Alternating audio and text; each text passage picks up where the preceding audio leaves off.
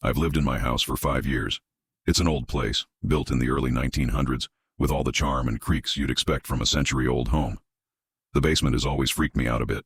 It's cold, damp, and smells faintly of mildew. But I'd never paid it much attention beyond the occasional trip to store boxes or grab tools. Until last week. I was moving some old furniture when I noticed a draft. At first I thought it was just the basement being drafty as usual, but then I realized it was coming from behind one of the shelves. The air was colder, almost icy. Curious, I pulled the shelf away from the wall, and that's when I saw it. A small wooden door, barely taller than a crawlspace hatch, covered in peeling paint. I stared at it for a long time. It wasn't on the house inspection report when I bought the place, and I had never noticed it before. It had no handle, just a keyhole. I should have stopped there. I should have walked away, but I didn't. Instead, I grabbed my toolbox, picked the lock, thank you, YouTube tutorials, and swung the door open. Behind it was a narrow stone staircase, spiraling down into darkness. The air that rushed out smelled wrong, damp, metallic, and faintly sweet, like rotting fruit. Against every ounce of better judgment, I grabbed a flashlight and started descending. The steps felt endless. The farther I went, the more the walls seemed to close in. When I finally reached the bottom, I found myself in a small, circular chamber made of smooth stone. In the center was a well. It looked ancient, the edges worn smooth as if by centuries of use. Here's where it gets weird.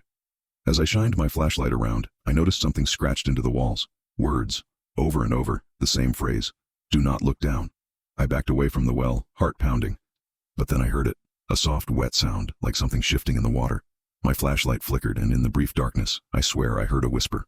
Faint, like it was coming from miles below. Help me. I should have run. I should have bolted back up the stairs and sealed the door forever. But something about that voice. It didn't sound threatening. It sounded desperate. Against my better judgment, I leaned over the well and aimed my flashlight down. The beam barely reached the water. It was black and still, reflecting nothing. But as I stared, the surface began to ripple.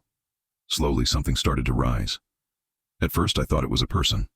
A head, pale and smooth, breaking the surface. Then I saw the eyes, round, lidless, and too large for its face. Its mouth was wide, filled with needle-like teeth, and it was smiling. The whisper came again, louder this time. Help me. I don't remember running back up the stairs. I don't remember sealing the door or pushing the shelf back in place, but I must have, because when I came to, I was sitting on my kitchen floor, shaking, the basement door locked tight. Since then, I've heard noises at night, soft scratching, like something trying to find its way out. Last night, I found muddy footprints leading from the basement door to my bed. I haven't been back down there. I don't think I ever will. But the scratches are getting louder, and I can't help but notice they're starting to sound like words. Help me.